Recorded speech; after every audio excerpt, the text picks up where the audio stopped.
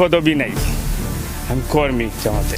আছে বৈষম্য বিরোধী ছাত্র আন্দোলনের সমন্বয় পরিচয়ে হুমায়ুন আহমেদ হুমন আর সাব্বিরের নামও। তার দাবি আন্দোলন করেছেন বৈধভাবে পাথর উত্তোলনের পথে। রাস্তায় রাস্তায় আমাদেরকে বাধা দেওয়া হয়েছে। সর্বদলীয় দুর্নীতির এই যেন এক মহা উৎসব।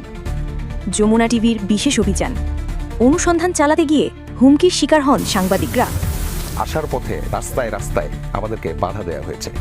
শ্রমিকরা মব করতে পারে এমন অনেক ধরনের ভয় দেখানো হয়েছে, শুধুমাত্র এই জায়গাটা যেন আমরা দেখতে না পারি। বাংলাদেশটা যেন লুটের মহাস্বর্গ। প্রশাসন, এলাকাবাসী, রাজনৈতিক নেতা সবাই মিলে লুট করছে দেশের সম্পদ। তাদের বিরুদ্ধে আইনশৃঙ্খলা বাহিনীর ব্যবস্থা নেবে। এতদিন তাহলে ব্যবস্থা নেওয়া হলো না? এতদিন ব্যবস্থা নেওয়া হলো না সেরকম বলা যাবে না। আমরা কিন্তু অলরেডি মোবাইল কোর্টের মাধ্যমে প্রায় 52 জনের উপরে 55 জন মানুষকে 52 জনকে শাস্তি বিভিন্ন মেয়াদে কারাদণ্ড তো তাতে কাজ হয়নি। একই সাথে হচ্ছে কি আমাদের নিয়মিত মামলা আছে, নিয়মিত মামলায় অনেকে গ্রেফতার হয়েছে, কিন্তু তাতে কাজ হয়নি, যেটার প্রমাণ আপনি নিজেই দেখতে পাচ্ছেন।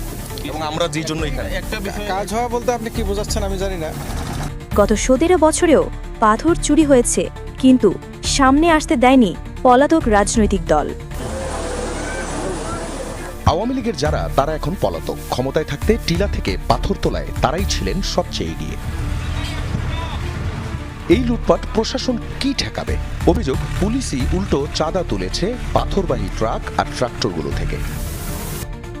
মিডিয়ার কারণে আমরা জানতে পেরেছি পাথর লুটের ঘটনা। এটা সম্ভব হতো না যদি পতিত সরকার এখনও থাকত। এই পাথর লুটের ভাগ প্রধানমন্ত্রী পর্যায়ে পর্যন্ত যেত। অনুসন্ধানে জানা যায় এই ধ্বংসযজ্ঞের পেছনে রয়েছে 20 জনের একটি সিন্ডিকেট। এই লুটপাট হয়েছে বিএনপি, জামাত ও আওয়ামী লীগের নেতাকর্মীর সম্মিলিত অংশগ্রহণে। 5 আগস্টের পর উপজেলা বিএনপির পদ স্থগিত হওয়া সভাপতি শাহাবুদ্দিন ছিলেন লাভের ক্ষেত্রে শীর্ষে। তারপরেই যুবদলের আহ্বায়ক সাজ্জাদ দুদু। এছাড়া পূর্ববারের নেতৃত্বে জেলা যুবদলের যুগ্ম সাধারণ সম্পাদক বাহার আহমেদ রুহেল, উপজেলা যুবদলের যুগ্ম আহ্বায়ক রজন মিয়া, সদস্য গিয়াস মিয়া। জামাত ইসলামী থেকে মাত্র একজনকে খুঁজে পাওয়া গেছে, কিন্তু তিনি নেতা নন। পাথর তুলে নয়, তা পরিবহন করে ক্রাশার মিলে পৌঁছে দেন ইউনিয়ন জামায়াত কর্মী ইয়াকুব আলী।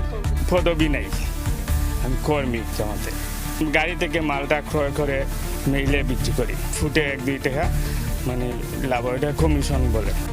সাধারণ মানুষের বক্তব্য হলো, দেশের রাজনৈতিক দল তৈরি হয় শুধুমাত্র চাঁদাবাজি, দুর্নীতি, লুট করার জন্য। এই সমস্ত অবৈধ কাজ যদি দলগুলো না করে, তাহলে সকল দল ভেঙে পড়বে এবং নেতা খুঁজে পাওয়া যাবে না।